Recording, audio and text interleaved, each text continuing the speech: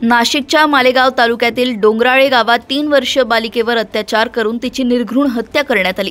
संपूर्ण महाराष्ट्र या घटनेने हादरला असून नांदेडमध्ये देखील संतापाची लाट उसळली आहे।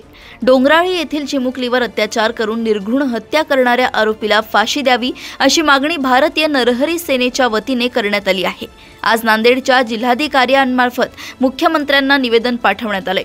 जिल्हाधिकारी कार्यालयासमोर जोरदार घोषणाबाजी करत या घटनेचा भारतीय नरहरी सेनेच्या वतीने निषेध करण्यात आलाय।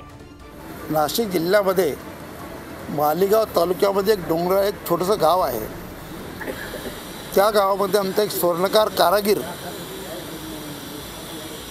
गरीब कुटुंब उदरनिर्वाह करत असताना त्याच्या 3 वर्षाच्या मुलीवर यज्ञा जगदीश दुसाने त्या मुलीवर एका नराधमाने तिच्यावर लैंगिक अत्याचार करून तिची वाचा बंद करण्याकरता तिच्या तोंडावर ठेचून दगडाने ठेचून मारलं। त्याचा आम्ही जाहीर निषेध करत आहोत। आज 3 वर्षाच्या मुलीला काय तिचं पाप केलं असेल हो, जी शासनाकडे एवढी मागणी आहे की हे प्रकरण फास्ट ट्रॅकवर चालून त्याला ताबडतोब फाशीची शिक्षा झाली पाहिजे। असेच प्रकार महाराष्ट्रात पुष्कळ चालू आहेत।